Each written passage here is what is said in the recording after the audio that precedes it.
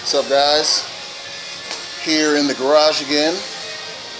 Got on my flat 4 shirt, t-shirt, still repping that Subi life even though the WRX is gone. Fully intend to rejoin the Subaru family, man. I don't know if you guys saw the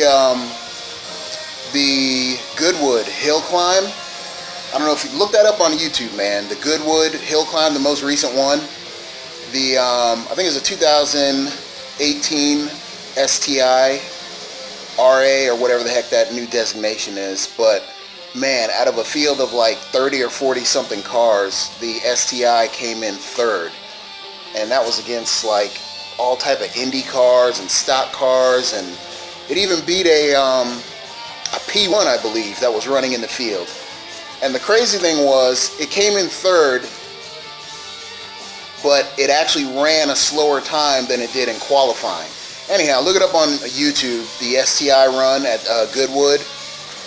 Ridiculous. I watched that and I was like, oh, I want another car. I want an STI. Anyhow, here in the garage, about to do some work on Big Barda here, man. She needs some TLC, so I'm going to be putting on some parking brake shoes, because the parking brake shoes on the car are worn out and the parking brake doesn't hold. And then I'm going to do my first ever spark plug change on this car, which is absolutely ridiculous. I bought this car back in 2005.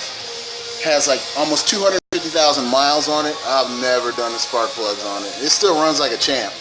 I'm almost afraid to do it, thinking I might mess something up. But just to put a little bit more pep in her step and, you know, get the fuel economy back up, I'm going to go ahead and swap out the spark plugs, and I want to see what they look like anyhow. So it is high time. But yeah, it's crazy. I've heard of people who are still running these cars with the 5.7 Hemi engine in it, and they've never done the spark plug change. This car is pretty much maintenance free if you get a good one. Of course, every car has its lemons. I seem to have gotten a good one because this car has not given me any significant problems outside of just regular maintenance, which is pretty cool. On another note, all of the parts that I had for sale have sold. Chatted with some pretty cool people online and you know, setting up the PayPal payments and all that stuff, and I hope everybody got all their stuff in good condition. I hope everybody is pleased with the items I sent out to them. You know, no false advertising. It was what I said it was, so hopefully nobody felt like they got burnt because I sent them crappy parts. Everything should have been top notch, in good condition, you know, for a used item. Save the parts that were brand new. But yeah, all my Subi parts are gone. I keep getting emails from people now asking if I still have parts available, and unfortunately everything is gone. It all sold, which is awesome. I made a little bit of money back, and just gonna keep it moving from here. So I don't know how interested you are in this, but I'll film little bits and pieces of this. Gonna swap out the rear parking brake shoes on this car, and then I'm gonna hop onto the engine over there and swap out the spark plugs. Fairly simple, both of these, and hopefully I don't run into any issues. And outside of that, see how it goes.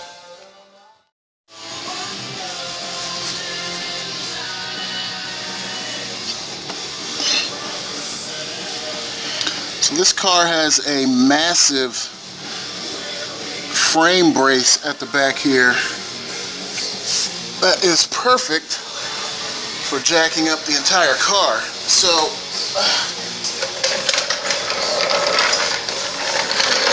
see it. Let's see what we get here. Stick this all the way up in here.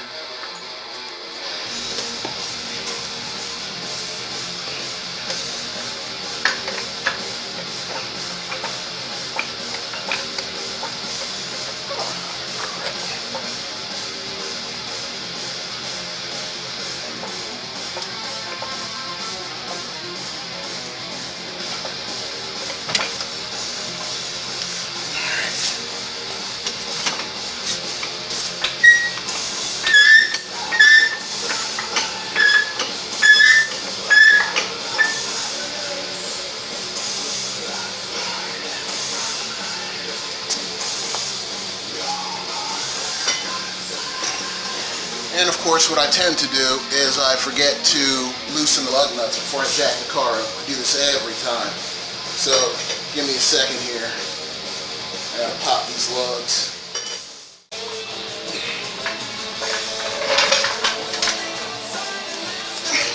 So yeah, my sled jack didn't come with a hockey puck, so I just go cheap and throw some cardboard up on there.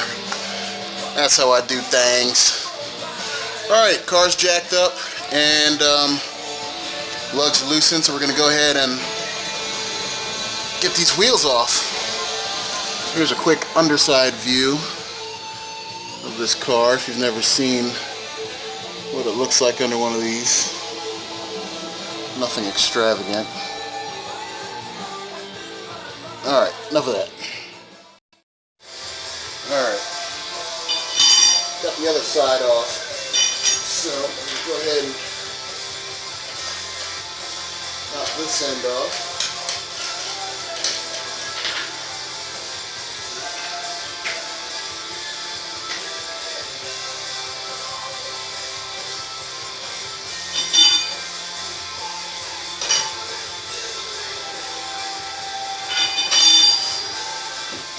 Keep the wheel flush with the hub or the rotor. And then your lug should just come right off.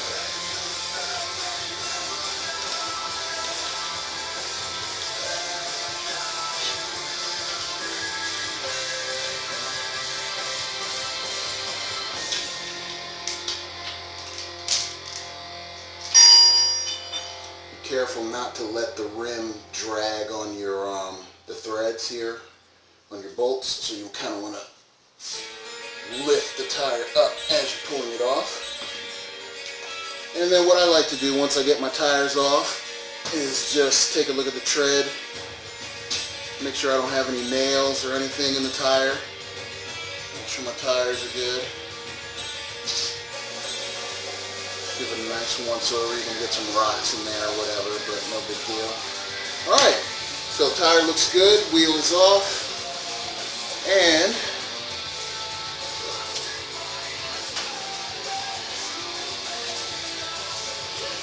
now what I got to do is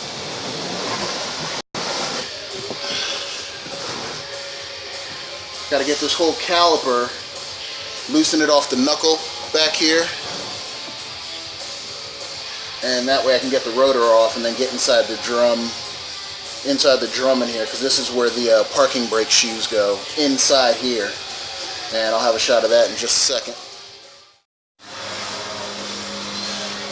Alright, so unfortunately I have to break this side off. I started on the other side and was messing around with the internals, and I wanted to get that side done before I came over here and did this side, but I'm running into some issues over there trying to get the new shoes in. I'm not exactly sure how they go, so I got to break this side off and take a look at this side before I take it apart, because I'm having so much trouble on the other side. Anyhow, you want to go ahead and break this caliper off of the knuckle with an 18mm socket or wrench. Two big 18mm bolts on the back.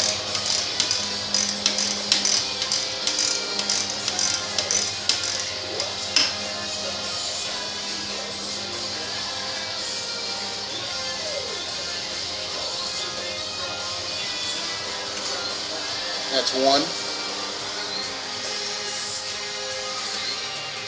And then there's one more.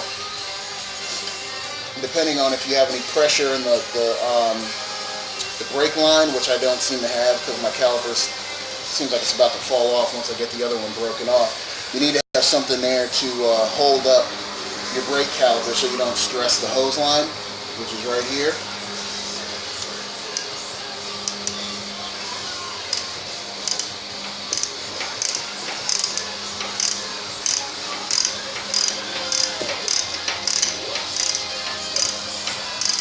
Keep in mind, these 18mm bolts can be rusted in sometimes, depending if you haven't done a brake job in a while. So you might need a breaker bar. I know it looks easy right now, but I already went through all this when I replaced the rotors and pads a couple months ago. So I had them locked in with some Loctite, and I cleaned up the bolts and everything, so that's why it looks so easy. You may not have this much ease of getting these bolts off when you're trying to do the job if you find yourself in this situation of either replacing the pads or the rotors or the emergency brake mechanism. Anyhow, alright, so this is the top bolt here, holding it in place, and yep, it's about to fall off. So that's atypical, but I'll take it. That's less hassle trying to get this thing off. It's always a pain sometimes getting the caliper off with the shoes still on, so got a bit lucky there on that. I'll take it.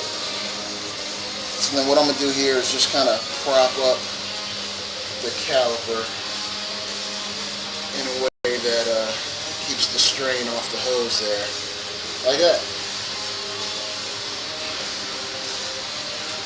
Alright, so next thing I want to do, let me slide this back a bit over,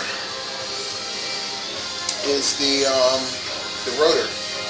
There's probably going to be a little bit of pressure from the brake shoes in here, or it might just be rusting on a little bit, but I did this recently, so it should just come off with a little bit of gentle rocking and pulling, like so.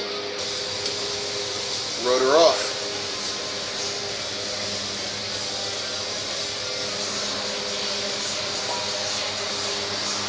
Alrighty, let's see. No wonder I'm having a problem, because I am, and that's what I wanted to see. So, let me clean my hands up real quick. Alright, so the problem that I was having on this side, so I got the replacement shoes here, and I was trying to figure out how to mount it up on here. I wasn't exactly sure. I didn't pay attention when I took it apart. I thought it was sitting low, braced against this, but I couldn't get this floating pin over the clamp. So, coming over to the other side, I can now see that it is not on the outside here of this shield. It's actually sitting on the inside of the shield, or flush with it, basically. So, knowing that, I think I should be able to get the other side on, so I'll go ahead and get that other side locked down in place. Then I'll come over here and clean this side up and see if we can't get it all buttoned up.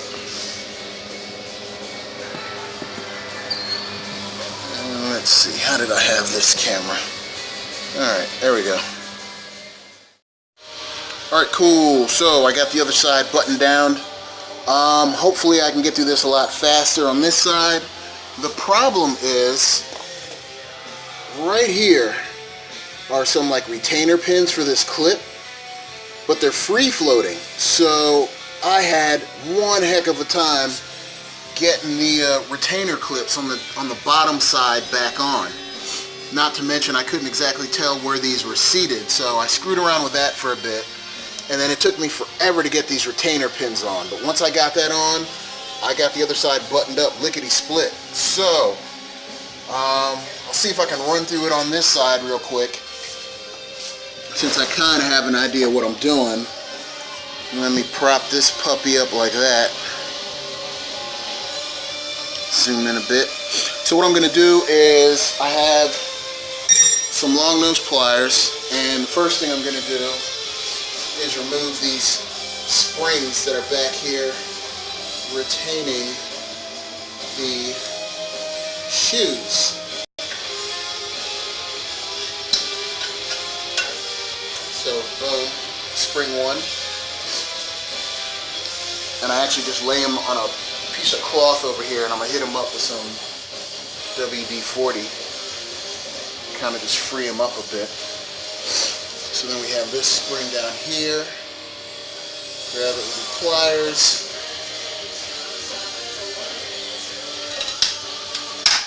give it a good yank. Just make sure you got a good grip on it though, man. Holy smokes, that was bad. Alright, well, this is your adjuster wheel to adjust the tension. That popped out. No big deal.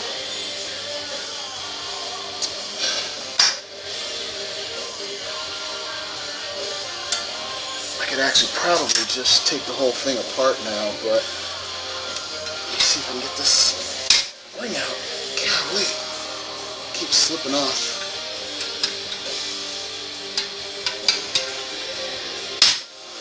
Wow. Alright, let's give it a try from the top because the bottom is being a baby. There we go. The whole thing just exploded apart basically. But you get the idea.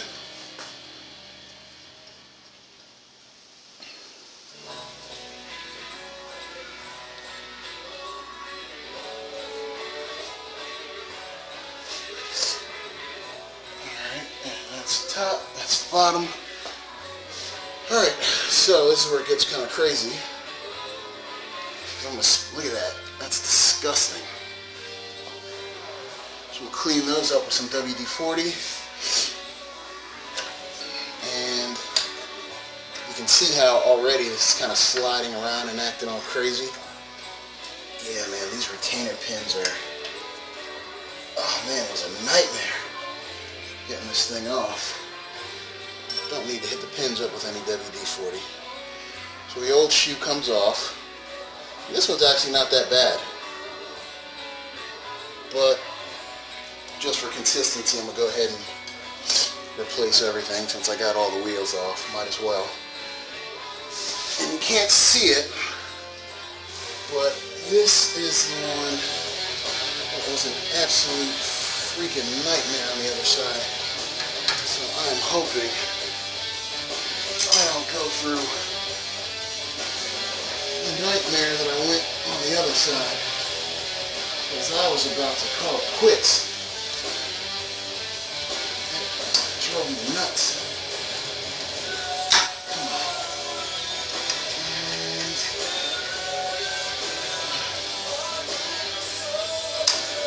there you go. Alright. So yeah, I can already tell I'm going to have a jolly old time getting the new ones back on. Alright.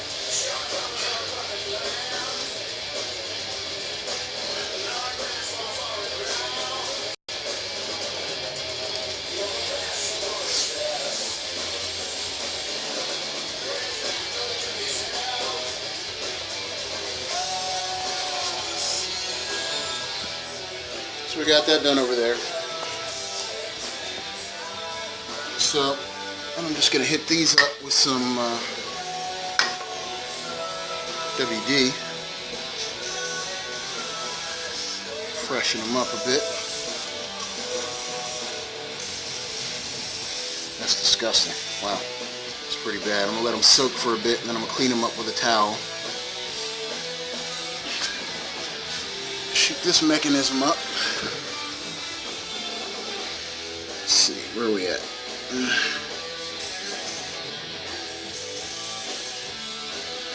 Smooth that up a bit. Alright. So I'll be back in a second with the reconstruction. Hopefully I can get it in one take, because man, it was not fun on the other side. Alright, be back in a second. Let's see here, because this is going to be another pain in the neck. Alright, so I'm going to cut the video off. I'm going to just go ahead and get this thing pieced together, but really all it is clamping the two shells together. You have these two retainers that go on these floating pins that are a huge pain in the neck, but once you get those on, then it's just a matter of putting the springs back on, adjusting the tensioner, slapping the rotor back on, putting your reel back on, and everything's good. So once I get all that done, I'll lower the car down, and then I'll see about doing the spark plugs tonight. Not sure, but I'm not going to have you guys watch this madness because I'm about to kill myself. Stupid pins. Alright, so I'm done with the job, and Oh my gosh, it seems like the things that should be the easiest end up being the most difficult. And it was all because there were these two floating pins that you have to have these little pressure brackets to hold in the shoes. And those pins just would not sit still. And it took forever. And I'm exhausted. You can see it's nighttime now. So I'm calling it quits for the night, and I'm going to do the spark plug job in the morning. Hopefully that goes without a hitch. But the car is down, wheels are tightened down, should be good to go. So I'm going to go ahead and grab the keys, hop in the car, drive around the block one time just to let the shoes kind of wear in to the inside of the rotor. And then I'm going to go ahead and park it on our slanted driveway and engage the parking brake and make sure that the parking brake holds tight.